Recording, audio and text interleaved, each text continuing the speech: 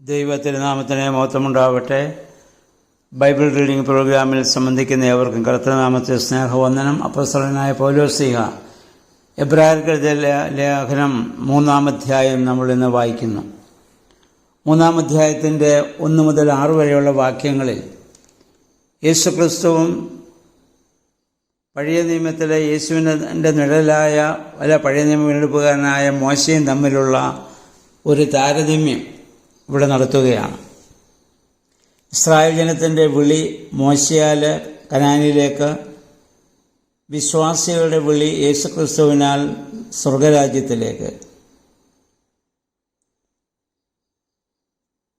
ഇവിടെ മോശ ദൈവഭവനം മുഴുവനിലും താൻ വിളിച്ച വിളിക്ക് താൻ വിശ്വസ്തനായിരുന്നു.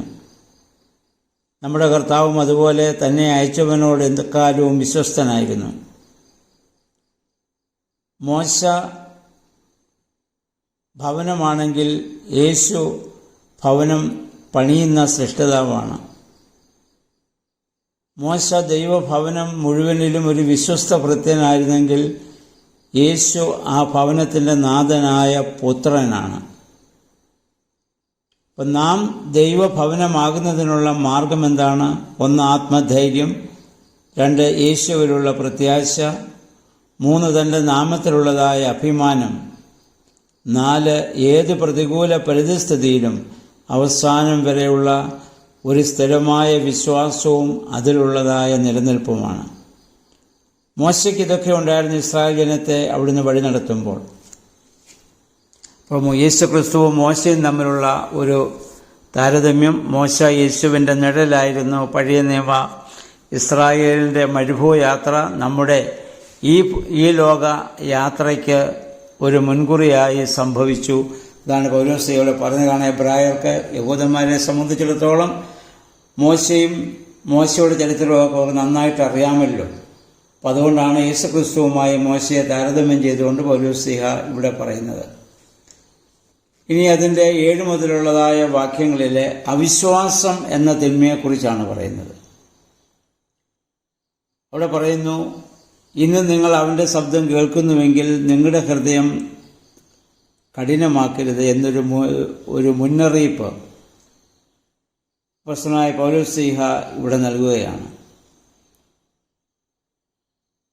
3:12 അവിശ്വാസമുള്ള ഒരു ദുഷ്ടഹൃദയം നിങ്ങളിൽ ആർക്കെങ്കിലും ഉണ്ടായി എന്ന് വരാതിരിപ്പാൻ നാം ഭയപ്പെടുക എന്നും അദ്ദേഹം പറയുന്നുണ്ട്. ഈ വിശുദ്ധ വിളിയിൽ പങ്കാളികളായ ആർക്കും യേശു തങ്ങൾക്ക് സദൃശമായ ഒരു ജഡത്തിലായിരുന്നു ജീവിച്ചതെന്ന കാര്യത്തിൽ അവിശ്വാസമുള്ളൊരു ഹൃദയം ഉണ്ടാവരുത്. നമ്മെപ്പോലെ തന്നെ ഒരു മനുഷ്യ ശരീരം കർത്താവ് സ്വീകരിച്ച് ഒരു മനുഷ്യനെ പോലെ ഭൂമിയിൽ ജീവിച്ചു എന്നതിൽ നമുക്കൊരു അവിശ്വാസമുണ്ടാകാൻ പാടില്ല. അങ്ങനെ മനുഷ്യനായി ജീവിച്ച് ആ മനുഷ്യ ശരീരത്തിലാണ് കർത്താവ് രക്ഷാകര പ്രവർത്തനങ്ങളൊക്കെ ചെയ്തതെന്നുള്ള വിശ്വാസം നമുക്കുണ്ടായിരിക്കണം. അപ്പം അതുകൊണ്ട് അപ്പോസ്തലനായ പൗലോസ്ലീഹ ഇവിടെ ആവശ്യപ്പെടുന്നത് അവിശ്വാസമെന്ന തിന്മയെ നമ്മിൽ നിന്ന് ഒഴിവാക്കണമെന്നാണ്. അവിശ്വസിച്ചാൽ ദൈവത്തിൽ നിന്നും നാം അകന്നുപോകും എന്നിവിടെ ഒരു വലിയ മുന്നറിയിപ്പ് അദ്ദേഹം 12-ാം വാക്യത്തിൽ ഇവിടെ നൽകുന്നുണ്ട്. അതായത് എന്ന് വിളിക്കാവുന്ന ഒരു ദിവസമുള്ളിടത്തോളം പരസ്പരം നമ്മൾ ഉത്സാഹിപ്പിക്കണം. നാളെ എന്ത് സംഭവിക്കുമെന്ന് നമുക്ക് ആർക്കും അറിഞ്ഞുകൂടാ. എന്നാൽ ഇന്നത്തെ ദിവസം കർത്താവിന് വേണ്ടി, വിശ്വാസത്തിന് വേണ്ടി എന്തെങ്കിലും ചെയ്യുവാൻ നമുക്ക് സാധിക്കുമെങ്കിൽ അതിലാണ് നമ്മൾ ശ്രദ്ധിക്കേണ്ടത്.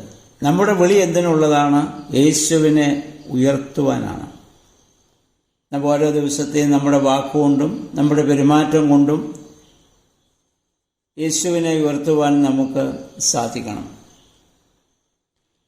3:13 ആ ഒരു മുന്നറിയിപ്പ് ഒരാൾക്കൊരു പിന്മാറ്റക്കാരനാകാൻ വെറും 24 മണിക്കൂർ മതി. അതുകൊണ്ട് തന്നെയാണ് എല്ലാ ദിവസവും അന്യോന്യം ഉത്സാഹിപ്പിക്കുകയും പ്രബോധിപ്പിക്കുകയും ചെയ്തുകൊണ്ടിരിക്കേണ്ട ആവശ്യതയെക്കുറിച്ച് ഇവിടെ പറയുന്നത്. ക്രിസ്തു ശരീരമാകുന്ന സഭയിൽ നമുക്ക് പരസ്പരം അങ്ങനെ ഒരു വലിയ ഉത്തരവാദിത്തമുണ്ട്, എല്ലാവരോടുമുണ്ട്.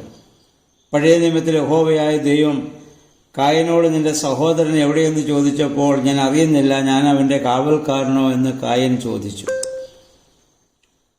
എന്നാൽ നമ്മൾ ക്രിസ്തു ശരീരത്തിൽ നമ്മളെല്ലാം സഹോദരന്മാരും സഹോദരിമാരുമാണ്. നമ്മൾ ഓരോരുത്തരുടെയും കാവൽക്കാരാണ്. ആരെങ്കിലും പാപമുഖാന്തരം പിന്മാറ്റത്തിലേക്ക് പോകുന്നതായി കണ്ടാൽ അവരെ ഉപദേശിക്കുവാനും അവരെ കൈത്താങ്ങൽ കൊടുത്തവരെ എഴുന്നേൽപ്പിക്കുവാനും അവർക്കൊരു സംരക്ഷകരായി തീരുവാനുമുള്ള വലിയ ഉത്തരവാദിത്വം നമുക്കുണ്ട്. 3:14 ഇപ്രകാരം പറഞ്ഞിരിക്കുന്നു, എങ്കിൽ നാം ക്രിസ്തുവിൽ പങ്കാളികളായി തീർന്നിരിക്കുന്നുവല്ലോ. എങ്കിൽ എന്ന പദം ഇവിടെ എന്താ ഉദ്ദേശിച്ച്? ആദ്യ വിശ്വാസം അവസാനത്തോളം നാം മുറുകെ പിടിക്കുന്നു എങ്കിൽ എന്നാണ് അതിനർത്ഥം. അല്ലെങ്കിൽ നമുക്ക് പങ്കാളിത്തമില്ല. അവസാനത്തോളം നാം ആ വിശ്വാസത്തെ നമ്മൾ മുറുകെ പിടിക്കണം. പ്രതികൂലതകളും പ്രതിസന്ധികളും ഉണ്ടാവാം. ഉദാഹരണമായി പറഞ്ഞാൽ, ഒരു ഓട്ട മത്സരത്തിൽ എല്ലാവരും നന്നായി അതിനുവേണ്ടി ഒരുങ്ങി ഓടാൻ തുടങ്ങുന്നു. പക്ഷെ എല്ലാവരും ഓട്ടം പൂർത്തിയാക്കണമെന്നില്ല. ചില ആളുകൾ ഓട്ടത്തിൽ വീണുപോകും, വേറെ ചിലരങ്ങ് പിന്മാറും. ഓട്ടത്തിൻ്റെ തുടക്കം നന്നായിരുന്നുവെന്ന് പറഞ്ഞ് ആർക്കും സമ്മാനം കൊടുക്കാറില്ല. ഓട്ടത്തിൻ്റെ അവസാനമാണ് സമ്മാനം നൽകുന്നത്. അതുകൊണ്ട് പൗലോസ്ലീഹ പറഞ്ഞു, ഞാൻ ഓട്ടം തികച്ചു, വിശ്വാസം കാത്തു, നീതിയുടെ കിരീടം എനിക്കായി ഒരുക്കി വെച്ചു. അപ്പോൾ അതിൽ നമ്മൾ എന്നും നമുക്ക് തുടരാൻ, ആ വിശ്വാസത്തിൽ നമുക്ക് തുടരുവാൻ സാധിക്കണം. അവിശ്വാസം നമ്മെ തീർച്ചയായും ദൈവത്തിൽ നിന്ന് അകറ്റുകയും പൈശാചികമായ ഒരവസ്ഥയിലേക്ക് നമ്മളെ കൊണ്ടെത്തിക്കുകയും ചെയ്യും. നന്നായി തുടങ്ങി പൂർത്തീകരിക്കാത്ത ഇസ്രായേൽക്കാരുടെ ഓട്ടത്തെ നമുക്കറിയാം. അവർ മിസ്രയീം വിട്ടു, പക്ഷേ കനാനിലേക്ക് പ്രവേശിക്കുവാൻ അവർക്ക് സാധിച്ചില്ലല്ലോ. പിന്നീട് ആ മരുഭൂമിയിൽ ജനിച്ച മക്കളും യോശുവയും കാലേബും അവർക്ക് മാത്രമല്ല ഇവിടെ പ്രവേശിക്കാനായിട്ട് അവസരം ലഭിച്ചുള്ളൂ. ഇവിടെ എബ്രായ ലേഖനം 3-ാം അധ്യായത്തിലും 1 കൊരിന്ത്യർ 10-ാം അധ്യായത്തിലും യൂദയുടെ ലേഖനം 1-ാം വാക്യത്തിലും ഇസ്രായേൽക്കാരുടെ ആ നല്ല ആരംഭത്തെക്കുറിച്ച് അവിടെ പറയുന്നുണ്ട്. പക്ഷെ പിന്നീട് അവിടെ വീഴ്ചയെക്കുറിച്ച് നമുക്ക് കാണാൻ പറ്റും. അവരെങ്ങനെ യാത്ര ആരംഭിച്ചത്? തപ്പോടും നൃത്തത്തോടും കൂടിയായിരുന്നു. ആഘോഷമായിട്ടായിരുന്നു അവർ കനാനിലേക്കുള്ള യാത്ര ആരംഭിച്ചത്.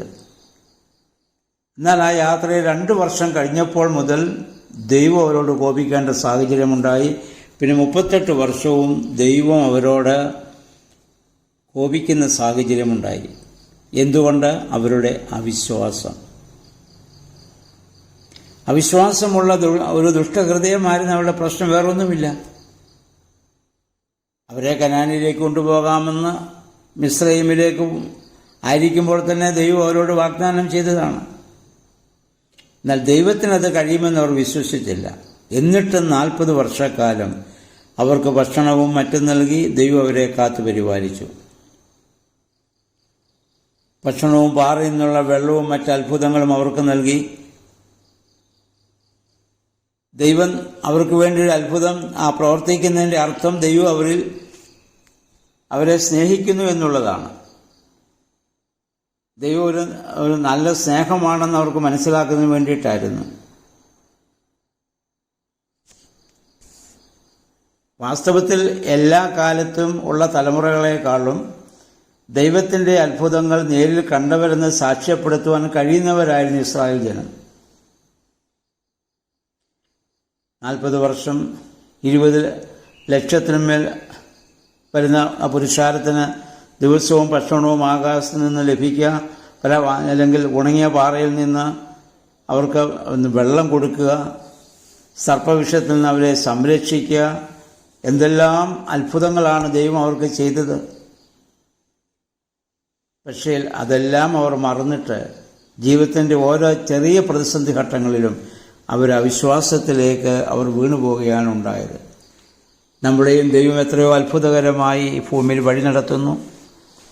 ആ അത്ഭുതങ്ങളിലൊക്കെ നമ്മൾ അനുഭവിച്ചിട്ടുള്ളവരാണെങ്കിലും ചെറിയ പ്രശ്നം വരുമ്പോഴും നമ്മളും അവിശ്വാസത്തിലേക്ക് വീണു പോകുന്നു. അപ്പോൾ അവിശ്വാസം എന്ന് പറയുന്നത് ഏറ്റവും വലിയൊരു തിന്മയും കഠിനമായൊരു പാപവുമാണ്. അപ്പോൾ നമുക്കൊരിക്കലും അവിശ്വാസത്തിൻ്റെ അതുണ്ടാവാൻ പാടില്ലാത്തതാണ്. അപ്പോൾ വിശ്വാസത്തിൻ്റെ പൂർണ്ണതയിൽ ദൈവത്തെ ആരാധിക്കുവാനും സ്നേഹിക്കുവാനും നമുക്ക് സാധിക്കണം. അപ്രകാരം ഒരു ജീവിതം നയിക്കുവാൻ ദൈവത്തിൻ്റെ പരിശുദ്ധാത്മാവെ ശക്തീകരിക്കണമെന്ന് ഓരോ ദിവസവും നമുക്ക് പ്രാർത്ഥിച്ചുകൊണ്ട് നമ്മുടെ ക്രൈസ്തവ ജീവിതത്തെ മുന്നോട്ട് നയിക്കാം. ദൈവത്തിൻ്റെ പരിശുദ്ധാത്മാവ് അതിന് നമ്മെ സഹായിക്കട്ടെ. എല്ലാവർക്കും നല്ലൊരു ശുഭദിനം ആശംസിക്കുന്നു.